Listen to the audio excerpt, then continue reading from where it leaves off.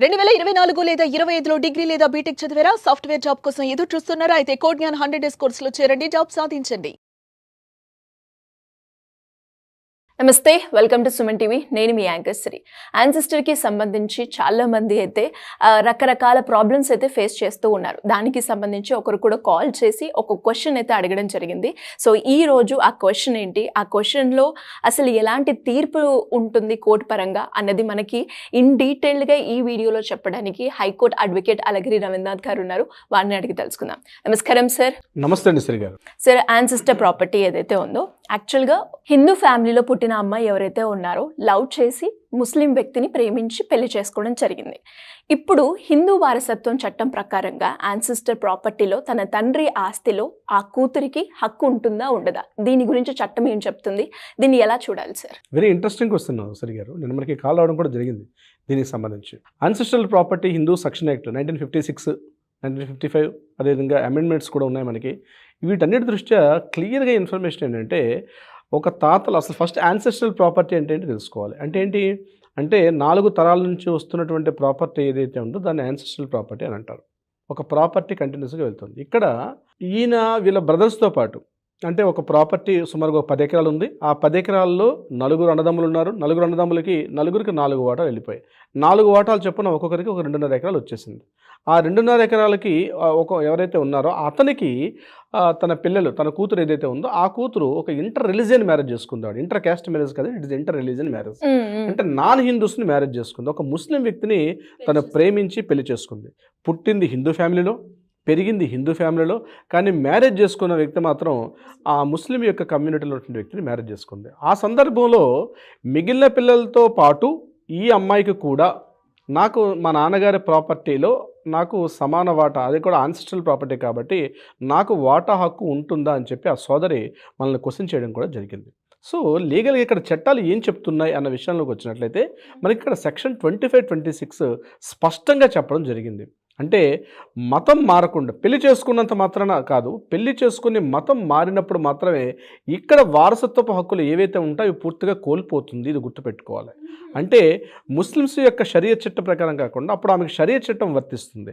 ఆ ముస్లిం వ్యక్తిని పెళ్లి చేసుకున్న తర్వాత వీమి కూడా ఆమె మతంలోకి మారిపోతే, అంటే ఆ ముస్లిం మత సంప్రదాయాల్లోకి పూర్తిగా మారిపోయి ఆ యొక్క సంప్రదాయాలు పూర్తిగా పాటిస్తూ తనకు పుట్టినటువంటి పిల్లలకు కూడా, అంటే ఆ ముస్లిం వ్యక్తికి ఈ ముస్లిం వ్యక్తిని పెళ్లి చేసుకోవడం ఈ యొక్క స్త్రీకి పుట్టినటువంటి పిల్లలు ఎవరైతే ఉన్నారో ఆ పిల్లలు కూడా ముస్లింల యొక్క లెక్క ప్రకారం వెళ్తారు. కాబట్టి అటువంటి సందర్భంలో తండ్రి తరం నుంచి వస్తున్నటువంటి ఏదైతే వారసత్వంగా వస్తున్నటువంటి ప్రాపర్టీ కావచ్చు, చిరాస్తుకు సంబంధించి ఏదైతే ఉంటుందో ఆ ప్రాపర్టీ మీద పూర్తిగా ఆమె హక్కుని కోల్పోతుంది. ఇది గుర్తుపెట్టుకోవాలి. పెళ్లి చేసుకున్నంత మాత్రాన ఆమె కోల్పోదు. పెళ్లి చేసుకొని మతం మారినప్పుడు మాత్రమే కోల్పోతుంది. మనకి సెక్షన్ 25, 26 ఈ విషయాన్ని స్పష్టంగా చెప్తుంది. మతం మారి తన పేరు మార్చుకొని మతం మారిపోయి అక్కడ ఉన్నటువంటి సంప్రదాయాలు పూర్తిగా అనుగుణంగా మారిపోయి పిల్లల్ని కూడా ఆ సంప్రదాయాలు పెంచినప్పుడు తండ్రి తరపు నుంచి ఏదైతే ఆస్తి వస్తుందో హిందూ సంప్రదాయంలో ఒకసారి మతం మారిన తర్వాత హిందువులు అంటే ఎవరు అని స్పష్టంగా చెప్పారు. హిందూస్ అంటే ఇక్కడ హిందూస్ అని చాలామంది అనుకుంటాం, మన హిందూస్ కాదు. హిందూస్ అంటే బుద్ధిస్టులు, హిందూస్ అంటే సిఖ్స్, హిందూస్ అంటే జైన్స్, వీళ్ళందరినీ కలిపి హిందూస్ అని చెప్తుంది హిందూ వారసత్వపు చట్టం. హిందూస్ అంటే సిక్కుల్ని హిందువుల చట్టం వర్తిస్తుంది, సిక్కులకి హిందూ చట్టం వర్తిస్తుంది, బుద్ధిస్టులకి హిందూ చట్టం వర్తిస్తుంది, జైన్స్కి హిందూ చట్టం వర్తిస్తుంది.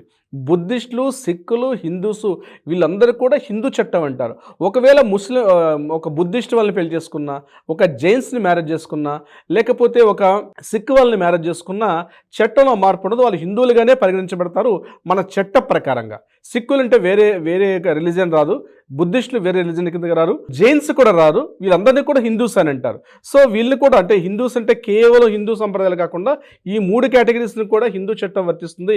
వీళ్ళని మ్యారేజ్ చేసుకుంటే కూడా హిందూ చట్టం అని అంటారు. ఈ 3టిని కాకుండా ముస్లిమ్స్ని పెళ్లి చేసుకున్న సందర్భంలో అప్పుడు వాళ్ళకి షరియత్ చట్టం అమల్లోకి వస్తుంది. కేవలం పెళ్లి చేసుకుంటే మాత్రం హక్కు కోల్పోదు, మ్యారేజ్ చేసుకుంటే మాత్రం హక్కు కోల్పోదు.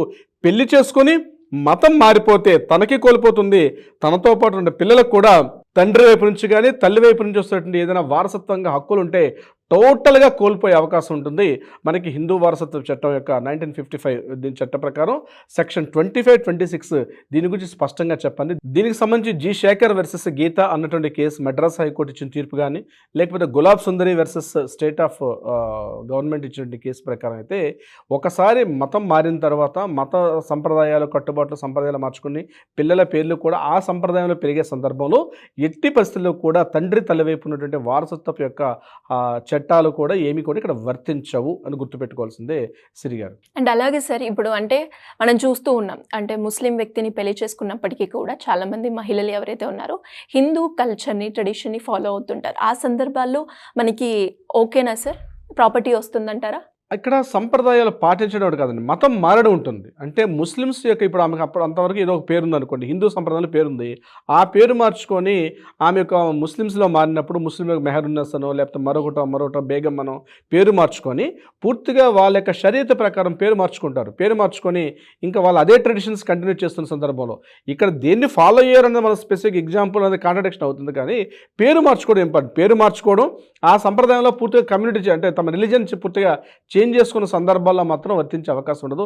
ఫాలో అవడం గురించి ఇక్కడ దాన్ని ఎవిడెన్స్ చూపించి ఫాలో అవుతున్నారు కాబట్టి ఇక్కడ నేను ఈ కేసులో అంటే మీరు అన్నట్టుగానే తన పేరు చేంజ్ చేసుకోకుండా యాజ్ యూజువల్ సార్, మాకిద్దరం నచ్చాము, చేసుకున్నాము, మాకు రిలీజన్ తోటి సంబంధం లేదు అన్నప్పుడు, రిలీజన్తో సంబంధం లేనప్పుడు ఇంకా వాళ్ళు అప్పుడు మీరు అప్పుడే ఈ క్వశ్చన్ వస్తుంది, ఏది పెళ్లి చేసుకున్నారంటే పెళ్లి చేసుకున్నారు కానీ మతం మారలేదు. కేవలం పెళ్లి చేసుకుంటే మాత్రం ఎటువంటి ఆబ్జెక్షన్స్ లేదు.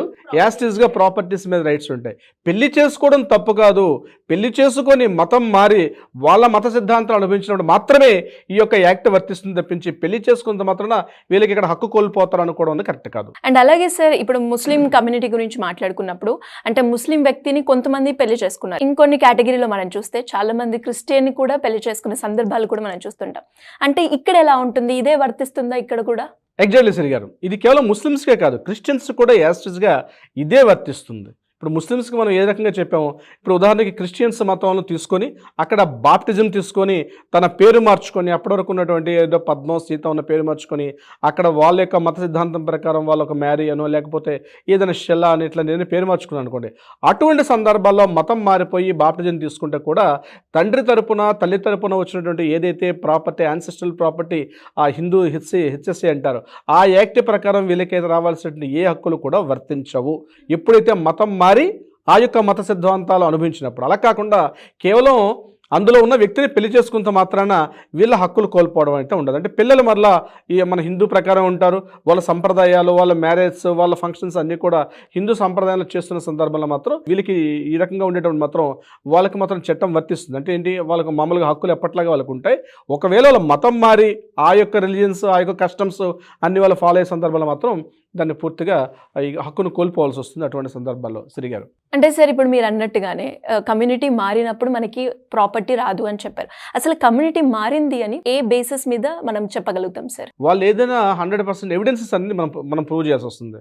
అంటే అమ్మాయి ఏదైనా పొరపాటున క్లెయిమ్ చేసేటప్పుడు ఆ అమ్మాయి నాకు కూడా ఇందులో వారసత్వ హక్కు ప్రకారం నాకు ఈ ప్రాపర్టీలో హక్కు రావాలని చెప్పి మతం మారినటువంటి వ్యక్తి క్లెయిమ్ చేసుకున్న సందర్భంలో ఆమె మతం మారింది, ఆమె పలానా ఎవిడెన్సెస్ మా దగ్గర ఉన్నాయి అంటే వాళ్ళు ఫోటోస్ కానీ, ఇమేజెస్ కానీ, లేకపోతే వాళ్ళ కార్డ్స్ కానీ, వాళ్ళ పాస్పోర్ట్స్లో కానీ, ఆధార్ కార్డ్స్లో కానీ, లేకపోతే వాళ్ళ సర్టిఫికేట్స్లో కానీ, పిల్లల యొక్క సర్టిఫికేట్స్లో వాళ్ళ పేరెంట్స్ సంబంధించి వచ్చేటువంటి సందర్భాల్లో, ఇట్లాంటి సందర్భాల్లో ఇటువంటి ఎవిడెన్సెస్ అనేది తప్పనిసరిగా మనం కోర్టుకు చూపించి ఈ సందర్భాల్లో ఈమె మతం మారిపోయింది కాబట్టి హిందూ సంబంధించి రాదు కాబట్టి అని చెప్పి మనం కోర్టులో ప్రూవ్ చేయగలిగితే అప్పుడు దీనికి ఖచ్చితంగా వ్యాలిడిటీ అయితే ఉంటుంది. శ్రీ గారు, మీరు అన్నట్టుగానే ఇంకా దీని గురించి ఎవరికైనా కూడా ఇన్ డీటెయిల్గా క్లారిటీ కావాలి అన్నా, లేదు ప్రాపర్టీ రిలేటెడ్గా, ఫ్యామిలీ రిలేటెడ్గా ఎవరికి ఎలాంటి ఇష్యూస్ ఉన్నా కూడా లీగల్ పరంగా మేము ముందుకు వెళ్ళాలి అన్నప్పుడు మీ అడ్వైస్ కావాలి అంటే ఏ రకంగా మిమ్మల్ని అప్రోచ్ అయ్యే ఛాన్స్ ఉందంటారు సార్? తప్పనిసరిగా శ్రీ గారు, కింద స్కూల్తో నెంబర్ని కాంటాక్ట్ చేయగలిగితే ఇటువంటి వివాదాలకు కానీ లేకపోతే క్వశ్చన్స్ కానీ సలహా సంప్రదింపులు కావాలంటే కూడా తప్పనిసరిగా కింద స్కూల్తో నెంబర్ని కాంటాక్ట్ చేయగలిగితే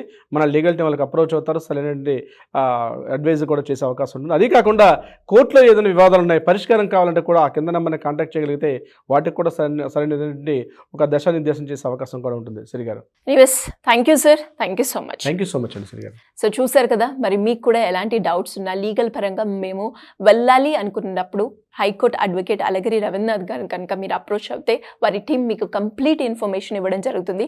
దానికి సింపుల్గా మీరు కింద స్క్రోల్ అవుతున్న నెంబర్ని సంప్రదిస్తే సరిపోతుంది. Thank you.